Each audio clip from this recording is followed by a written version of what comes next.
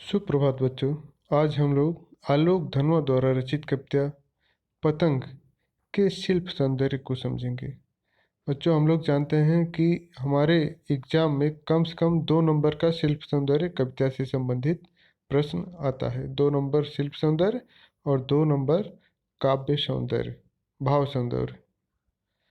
तो बच्चों, इसको हम लोग शिल्प सौंदर्य पहले समझेंगे। भाव सौंदर्य तो हम लोग जानते हैं, जो मुख्य बातें अथवा जो प्रसंग जो कविता में दिया होता है वही भाव सौंदर्य होता है। भाव सौंदर्य ज़्यादा कठिन नहीं होता, मगर शिल्प सौंदर्य कठिन होता है। शिल्प सौंदर्य में होता क्या है बच्चों, उस कविता में कौन कौन सा अलंकार प्रयोग है, किस प्रकार की भाषा प्रयोग है, कैसे शब्द प्रयोग हैं, कौन सा रस प्रयोग है इसमें, आदि यही सब चीज़ें होती हैं।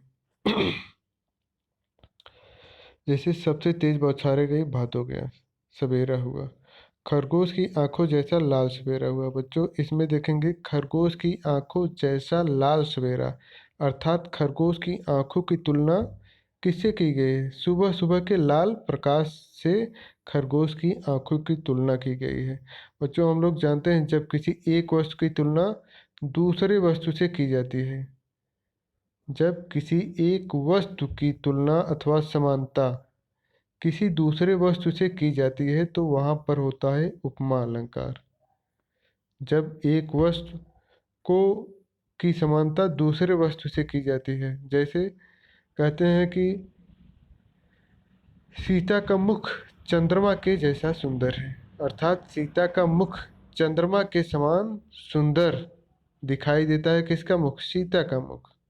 तो यहाँ पर दोनों की सुंदरता की तुलना की गई है, मतलब सीता के मुख की तुलना चंद्रमा से की गई है। ऐसे ही यहाँ पर खरगोश की आंखों की तुलना लाल सवेरे से की गई, अर्थात सुबह के प्रकाश से की गई है। तो जब एक वस्तु की तुलना दूसरी वस्तु से जब की जाती है तो वहाँ पर उपमा अलंकार होता है।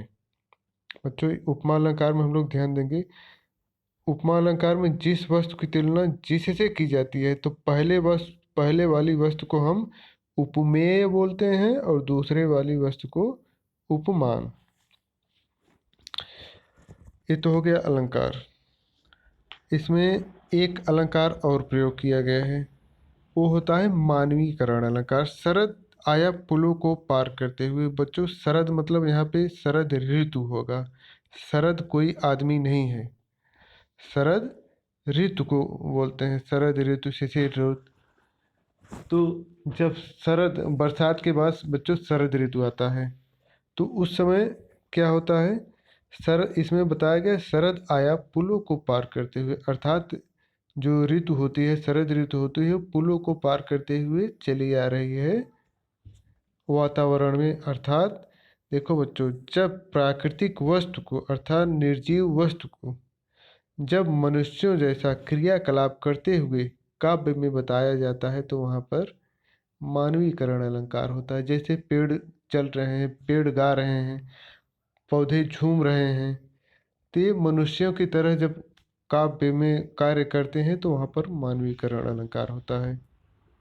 जैसे इसमें और दिया गया है, अपनी नई चमकीली साइकिल तेज चलाते हुए। शरद ऋतु तो अपनी चमकीली साइकिल चलाएगा नहीं, तो मनुष्यों जैसा कार्य कर रहा है ऋतु, तो यहाँ पर हो जाएगा मानवीकरण अलंकार। अर्थात जब प्राकृतिक वस्तुएं मनुष्यों जैसा कार्य करती हैं तो वहाँ पर मानवीकरण अलंकार होता है। और आगे दिया है, घंटी बजाते हुए जोर जोर से, चमकीले इशारों से बुलाते हुए। यहाँ पर पूरा का पूरा मानवीकरण अलंकार ही दे दिया गया है। आगे कहते हैं, पतंग उड़ाने वाले बच्चे के झुंड को चमकीले इशारे से बुलाते हुए। अब देखिए बच्चों, एक होता है प्रतीकात्मक भाषा का प्रयोग। जब हम कोई भाषा प्रतीक के रूप में प्रयोग करते हैं, अर्थात जो चीज़ बोलना चाहते हैं दूसरे शब्दों में कहते हैं। पतंग उड़ाने वाले बच्चे के झुंड को चमकीले इशारों से बुलाते हुए। जो शरद ऋतु होती है अपने चमकीले इशारों से बच्चों को बुलाती है। यहाँ पर प्रतीक का प्रयोग किया गया है बुलाने के लिए चमकीले इशारों का। उसको छोड़ेंगे बच्चों और आगे हम लोग समझेंगे। इसमें सबसे महत्वपूर्ण चीज़ है बिंब का प्रयोग किया गया है। बच्चों बिंब मतलब होता क्या है, आप लोग इसमें अभी पूछा जाएगा। इसमें आगे कविता में क्वेश्चन है, कविता में प्रयुक्त बिंबों को बताइए। बिंब मतलब होता है बच्चों चित्र अथवा परछाई। काव्य को पढ़ते समय हमारे आंखों के सामने जो चित्र उत्पन्न होता है उसी को बिंब बोलते हैं। जैसे अभी हम लोग पढ़ रहे थे, चमकीले इशारों से बुलाते हुए। यहाँ पर हम लोग क्या समझ रहे हैं, कोई किसी को बुला रहा है अर्थात आवाज़ दे रहा है। यहाँ पर कैसा हमारे सामने चित्र उभर कर आता है, कोई जैसे बुला रहा है, किसी को आवाज़ दे रहा है, तो यहाँ पर श्रव्य दृश्य बिंब हो जाएगा। मतलब श्रव्य दृश्य बिंब, श्रव्य मतलब होता है बच्चों सुनना। जब कोई किसी को बुलाएगा तो आवाज़ देकर ही बुलाएगा, इशारों से नहीं बुलाएगा। इशारों से बुलाएगा तब भी आपको क्या लग रहा है, बुलाने का कार्य अर्थात आपको सुनाई देता है। जब आपको कोई इशारा करता है तब भी आपके कान में ध्वनि उत्पन्न होती है, जैसा वो इशारा करता है वैसा ही आपकी ध्वनि दिखाई देती है। यहाँ पर इशारों से बुला रहा है मतलब दिखा के बुला रहा है, आपको समझा समझा के बिना बोले। तो यहाँ पर दृश्य दृश्य श्रव्य बिंब दोनों हो जाएगा, मतलब बुला भी रहा है और दिखा भी रहा है, देख कर दिखा के बुला रहा है। आगे के ऊपर वाले पंक्तियों में है,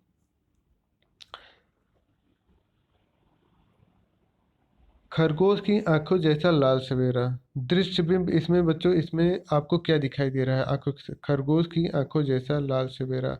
इसको पढ़ने के बाद आपके आंखों के सामने कैसा चित्र उभर कर आता है, जैसे सुबह सुबह प्रकाश हो रहा है और प्रकाश, उस सुबह के प्रकाश से पूरा का पूरा आसमान लाल दिखाई दे रहा है। तो यहाँ पर कैसा आपको चित्र उभर कर सामने आता है, दृश्य बिंब मतलब आपको कोई दिखने वाली चीज़ यहाँ पर आपको आपके दिमाग में उभर आ रही है। जैसे सुबह सुबह लाल लाल प्रकाश से पूरा आसमान लाल हो गया हो, यहाँ पर आपको दिखाई देने वाली। शरद आया पुलों को पार करते हुए अपनी नई चमकीली साइकिल तेज चलाते हुए शरद ऋतु आ रहा है अपने साइकिल से। तो यहाँ पर आपको क्या दिखाई दे रहा है, कोई चीज़ जल्दी जल्दी आपको आपके तरफ बढ़ती हुई चली आ रही है, अर्थात गतिशील दृश्य बिंब मतलब चलने वाला दृश्य बिंब हो जाएगा। यहाँ पर आप लोग इसे थोड़ा सा एक दो बार वीडियो देखेंगे तो बहुत ही अच्छा समझ में आएगा। बच्चों इसको समझने की चीज़ है, इसको एक बार नहीं समझेंगे, दो बार तीन बार वीडियो देखिए तब समझ में आएगा। घंटी जोर जोर से बजाते हुए, यहाँ पर बच्चों यहाँ पर देखो श्रव्य दृश्य बिंब होगा, श्रव्य बिंब होगा मतलब सुनाई देने वाला। घंटी बजाते हुए अर्थात आवाज़ आपके कान में पड़ रही घंटी की, घंटी बजाते हुए अगर आपको इसमें पड़ रहे हो तो आपके दिमाग में तुरंत घंटी की आवाज़ सुनाई देने लगती है। पतंग उड़ाने वाले बच्चे के झुंडों को इशारों से बुलाते हुए, इसमें क्या हो जाएगा, दृश्य श्रव्य बिंब। यही सब है बच्चों, आगे की पदलालित हम लोग इसकी भाषा में देख लेंगे।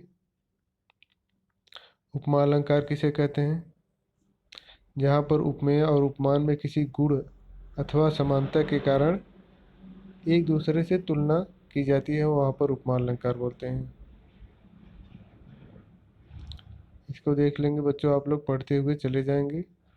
मानवीकरण अलंकार क्या होता है, जब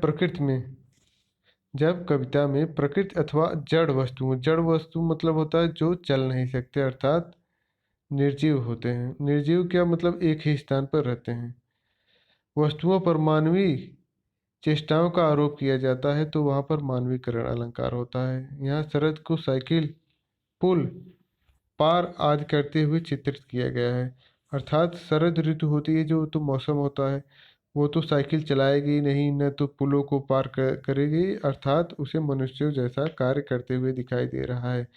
जड़ मतलब होता है बच्चों जो एक ही स्थान पर रहे, अर्थात पहाड़ पेड़ पौधे आदि, इनको चलते हुए डोलते हुए घूमते हुए आदि जब इस प्रकार के वर्णन काव्य में हो, जैसे पहाड़ चल रहे हैं और पौधे झूम रहे हैं, नाच रहे हैं, तो ऐसी चीज़ों का वर्णन जब किया जाता है तो वहाँ पर मानवीकरण अलंकार होता है, अर्थात जो जड़ वस्तुएं हैं उन्हें भी मनुष्यों जैसा क्रियाकलाप करते हुए बताया जाता है, तो वहां पर मानवीकरण अलंकार होता है। कविता में अनेक स्थानों पर बिंबों का प्रयोग हुआ है। जैसे बच्चों आपको पहले ही बता चुके हैं बिंब का कहाँ कहाँ प्रयोग हुआ है। जैसे सवेरा हुआ खरगोश की आंखों जैसा लाल सवेरा, शरद आया पुलों को पार करते हुए, अपनी नई चमकीली साइकिल तेज चलाते हुए। आज स्थानों पर बिंबों का प्रयोग किया गया है। बिंब किसे कहते हैं इसे आप लोग देखेंगे। बिंब का शाब्दिक अर्थ है चित्र। कविता में शब्दों के द्वारा किसी दृश्य का चित्रण ही बिंब कहलाता है। जब कविता में ऐसे प्रयोग किया जाए कि हमें उसे पढ़ते हुए दृश्य दिखाई पड़ने लगे तो काव्य भाषा में उसे बिंब कहते हैं। बच्चों इसको पहले ही हम लोग बता चुके हैं। जब कविता पढ़ते समय हमारे मन में जो चित्र उत्पन्न होता है उसी को बिंब कहते हैं। उसी को बिंब कहते हैं। कविता पढ़ते समय हमारे मन में जो चित्र उत्पन्न होते हैं, अर्थात जो चीजें हमारे मन में दिखाई देने लगती हैं वही होता है बिंब। प्रतीकात्मक भाषा का प्रयोग किया गया मतलब किसी उपमा और उपमेय का वर्णन किया गया, मतलब एक चीज की तुलना दूसरी वस्तु से की गई है, वहां पर प्रतीकात्मक भाषा का प्रयोग है।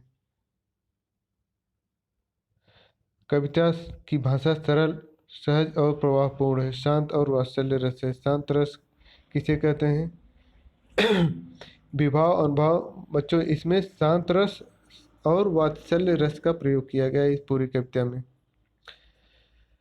विभाव अनुभाव और संचारी भाव के संयोग से पुष्ट निर्वेद अथवा सम को शांत रस कहते हैं। निर्वेद मतलब होता है बच्चों जब इस दुनियादारी से आपका मोह खत्म हो जाता है तो उस स्थिति को निर्वेद बोलते हैं। मतलब दुनियादारी से आपका कोई मतलब न हो, तो दुनिया से आपका मोह जब खत्म हो जाता है तो वहीं पर निर्वेद होता है। अथवा सम मतलब शांति जब आदमी को प्राप्त हो जाती है उसी वहाँ पर शांत रस होता है। अर्थात जब काव्य को पढ़ते समय हमें इस दुनियादारी से और सब चीज़ों से के सत्य के बारे का ज्ञान हो जाता है तो इस दुनिया से मोह खत्म हो जाता है, वहाँ पर शांत रस होता है। वात्सल्य रस किसे कहते हैं? जब हम काव्य को पढ़ते समय किसी बालक के प्रेम के विषय किसी बालक के प्रेम का अनुभव करते हैं तो वहाँ पर वात्सल्य रस होगा। वात्सल्य रस की परिभाषा हम लोग देखेंगे। विभाव अनुभाव और संचारी भाव के संयोग से पुष्ट वात्सल्य भाव ही वत्सलता कहलाता है। वात्सल्य मतलब होता है बच्चों पुत्र अथवा पुत्री विषयक प्रेम, मतलब छोटे बच्चों का प्रेम जिस काव्य में वर्णित हो वहाँ पर वात्सल्य रस होता है। जब बच्चों के प्रेम के बारे में वर्णन होता है तो वात्सल्य होता है। जब बड़ों के प्रेम का वर्णन होता है तो वहाँ पर श्रृंगार रस होता है। अर्थात जब बड़े व्यक्तियों अथवा नवयुवक और नवयुवतियों का प्रेम के वर्णन होता है वहाँ पर श्रृंगार, और जब बच्चों के प्रेम अथवा लालन पालन का वर्णन होता है वहाँ पर वात्सल्य रस होता है। चलिए बच्चों आज का पाठ यहीं तक हम लोग समाप्त करते हैं।